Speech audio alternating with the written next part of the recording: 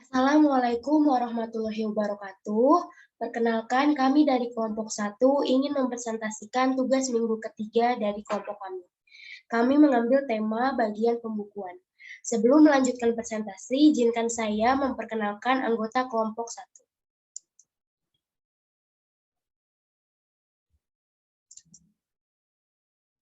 Yang pertama ada Amelia Hafiza atau saya sendiri.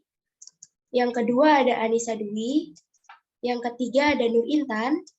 Yang keempat ada Priscilia Junior. Yang kelima ada Syafa Jafira. Dan yang terakhir ada Tiwi Venta. Kalian tahu nggak sih apa aja tugas dan tanggung jawab bagian pembukuan?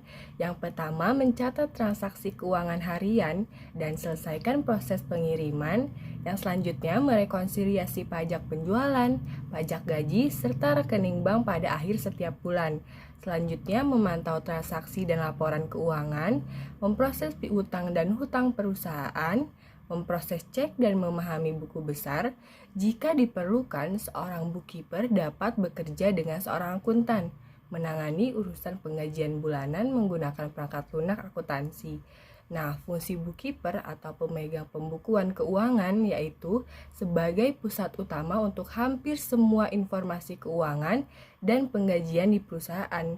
Seorang bookkeeper akan ditugaskan untuk membayar tagihan, menagih hutang, menjalankan daftar gaji, serta menyerahkan semua formulir pemerintah, pembayaran pajak penjualan, dan pemotongan gaji. Selanjutnya, skill dan knowledge yang harus dimiliki seorang bagian pembukuan. Yang pertama, memiliki gelar associate di bidang akuntansi atau administrasi bisnis, serta memiliki pengetahuan yang sangat baik tentang prinsip-prinsip akuntansi secara umum. Memiliki ijazah sekolah tinggi, berpengetahuan tentang perangkat lunak pembukuan, memiliki pengalaman setidaknya selama 2 tahun di bidang pembukuan atau dalam lingkungan layanan bisnis. Selanjutnya, memiliki keahlian komunikasi yang baik, baik lisan maupun tulisan, lebih perhatian pada detail dan akurasi pekerjaan, berpengalaman dengan perangkat lunak akuntansi seperti Xero, QuickBooks, atau MyJob. Yang terakhir, mampu menyiapkan, meninjau, serta memahami laporan keuangan. Penyederhanaan pekerjaan atau yang biasa disebut job simplification. Penyederhanaan pekerjaan adalah penggunaan logika untuk mencari penggunaan yang paling ekonomis dari usaha manusia, materi, mesin-mesin, waktu, dan ruang agar cara-cara yang paling baik dan paling mudah dapat mengerjakan pekerjaan dapat digunakan. Contohnya dalam bagian pembukuan penyederhanaan pekerjaan seperti yang pertama, menghemat waktu, yang kedua, mempercepat pekerjaan, yang ketiga, meminimalisir kesalahan, yang keempat, laporan bisnis, yang kelima, menghitung pajak dengan mudah, yang keenam, efektivitas biaya, yang ketujuh, mengamankan data. Terima kasih. Rotasi pekerjaan atau job rotation. Rotasi pekerjaan adalah strategi menukarkan karyawan tetapi masih dalam perusahaan yang sama. Dengan adanya program ini, karyawan mendapatkan kesempatan untuk mengembangkan pengetahuan dan keterampilan baru. Dengan adanya program rotasi pekerjaan, juga dapat mengurangi rasa bosan dan meningkatkan motivasi karyawan lewat penganekaragaman kegiatan karyawan. Misalkan, staf pembukuan dipindahkan menjadi staf akunting dan lain sebagainya.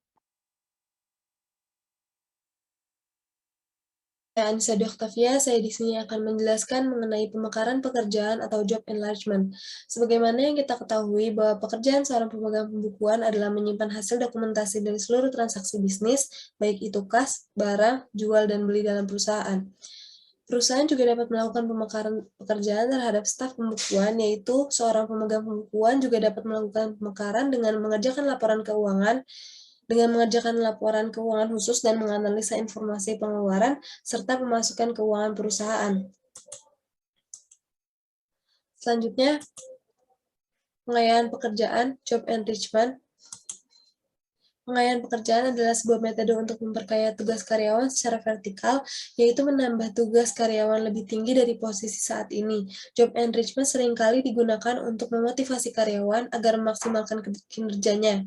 Salah satu cara untuk memotivasi karyawan ialah dengan memperkaya pekerjaan sehingga memberi kesempatan untuk mendapatkan penghargaan, pengakuan, dan tanggung jawab. Begitu juga dalam hal pembukuan. Mereka juga berhak mendapat motivasi dari manajer ataupun kepala bidang mereka agar pekerjaan menjadi lebih tanggung jawab. Saya Priscilla Junior, di sini saya akan membahas tentang job karakteristik yang memotivasi pekerja.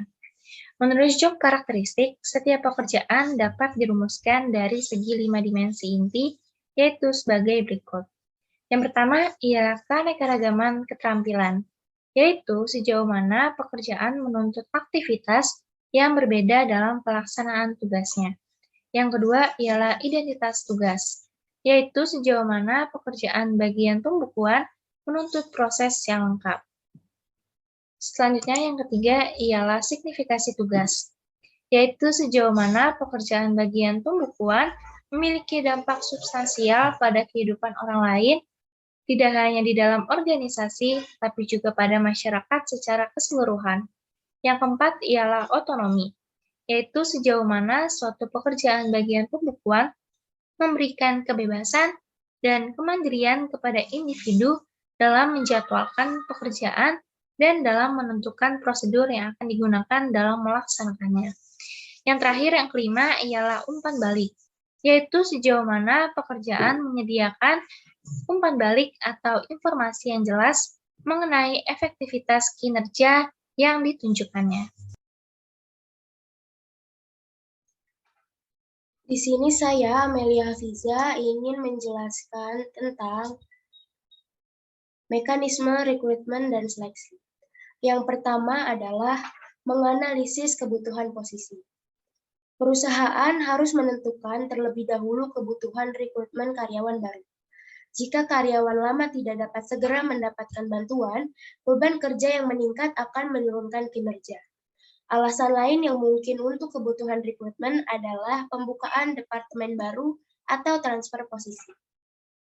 Yang kedua adalah memasang lowongan pekerjaan. Perusahaan harus memiliki pengembangan sumber daya manusia yang dapat mempublikasi lowongan kerja baru untuk mendapatkan pekerjaan dari sumber daya manusia yang ada. Kemudian, menyebarluaskannya dengan menerbitkan iklan lowongan kerja melalui media cetak atau online yang sesuai pasar pembaca dengan sesuai kebutuhan perusahaan. Yang ketiga adalah merencanakan proses rekrutmen. Proses rekrutmen yang selanjutnya adalah perusahaan menyiapkan rencana untuk posisi yang dibutuhkan. Tuliskan deskripsi pekerjaan, kualifikasi, dan pengalaman yang dibutuhkan, dan menentukan di mana menempatkan iklan pekerjaan di media cetak atau online. Yang keempat adalah melakukan proses lamaran kerja. Setelah melakukan berbagai cara yang efektif untuk lamaran pekerjaan, perusahaan harus menyiapkan kinerja seleksi di bagian pembukaan perusahaan untuk proses eliminasi perusahaan jika pelamar terlalu banyak. Pada bagian pembukaan, pelamar harus memenuhi kriteria ketelitian yang tinggi karena mengingat bahwa pembukuan harus meneliti keluar masuknya keuangan perusahaan. Yang kelima adalah melakukan wawancara. Setelah para pengembang sumber daya manusia di dalam perusahaan dilaksanakan, selanjutnya para pelamar harus melakukan wawancara dengan tim HRD untuk menyeleksi kembali kandidat yang betul-betul dibutuhkan perusahaan. Jika semua langkah sudah selesai, maka pelamar akan diberikan kontrak kerja sesuai dengan jabatan. Ucapkan terima kasih untuk para pelamar yang belum diterima.